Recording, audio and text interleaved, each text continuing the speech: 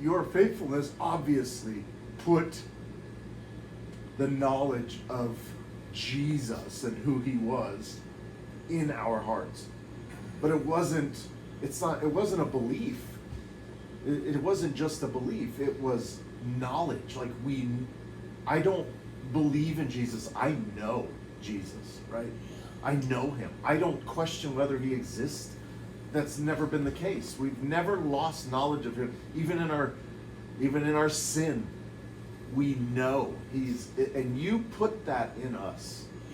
And you can't take something away that someone already knows. It's more than a belief. There's a difference.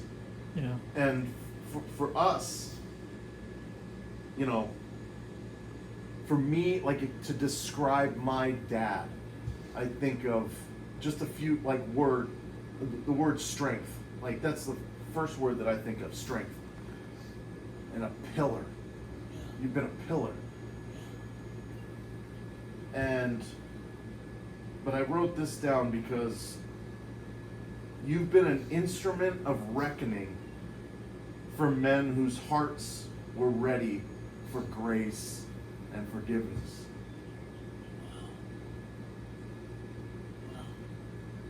You've just had a different way about you that a lot of pastors didn't have. Maybe because you never were really a pastor. You.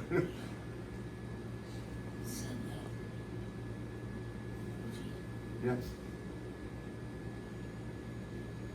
But I just, that's why, like, when they told you 60 days, I mean, I told Cece and I told others, like, he'll outdo the 60 days, I have no question.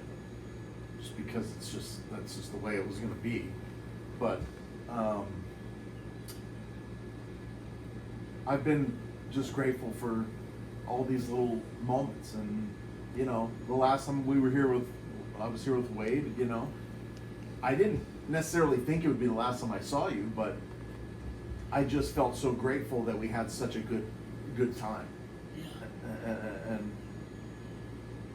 And so, I'm totally content with everything. I really am, and I'm just grateful. I'm thankful, and it's like I told Cece, you may have overheard me, but like just little things. I appreciate all the little things. And when I left the house today to come here, Max said, I just said goodbye to him. I said, I'll be back in a little bit. Where are you going? I said, I'm going to see Papa. And I said, okay. And then he went his way, and I went out the door, and I got about halfway down the driveway, and he comes out the door and says, Dad. Yes, Mac. Will you please give Papa a big hug for me? I said, of course, buddy. Yeah, I will. And he goes, okay, thank you. He goes back inside. So just these little things, so that, Well, that's what people are saying all over Facebook too. You've been a hero.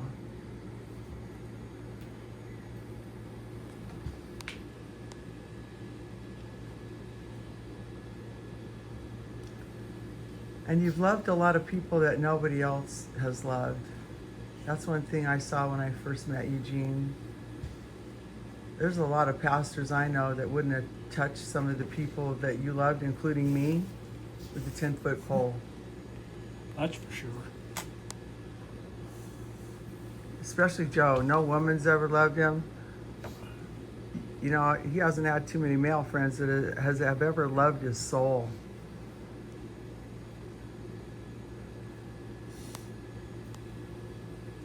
I woke up this morning,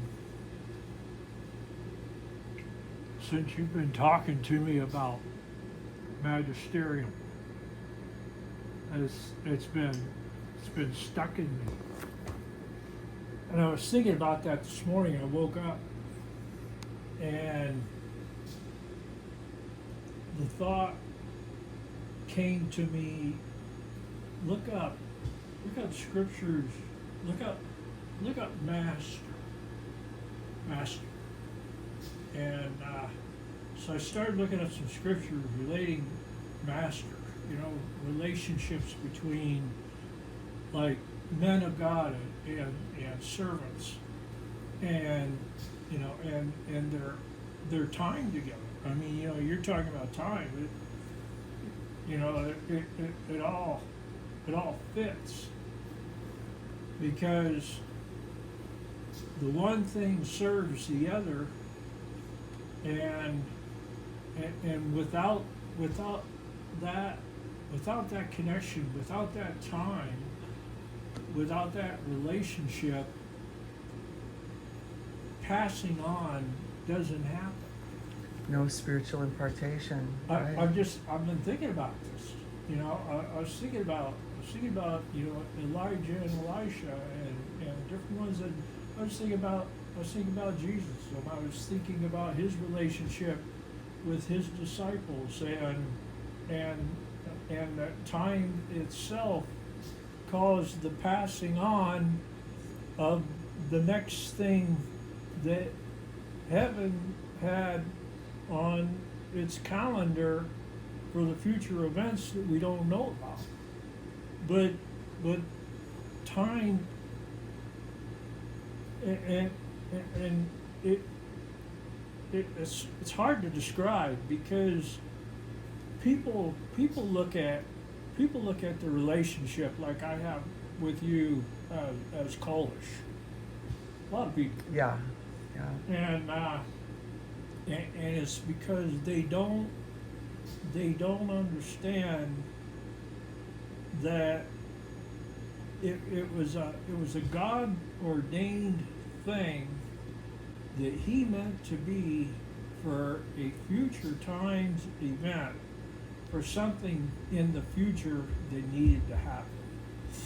And you know, I mean, talk about you know, Gene giving his life to somebody who, you know, be a waste of time. Yeah, I was a waste of time. I think what I said about you in that meeting too is, because you've always been truthful and sincere and humble with all your offenses, all your divisions and schisms, you haven't been a prideful liar, so impartation could continually change you. And it's why it hasn't happened to a lot of people. I've done the same thing with them. I've always been able to be humble about the schisms and divisions and evil imaginations, instead of walking in pride and lying and creating divisions and schisms. And it's why spiritual impartation happens to some people and doesn't happen to other people. Yeah. Throughout time, even in the Bible, with the men of God through the ages,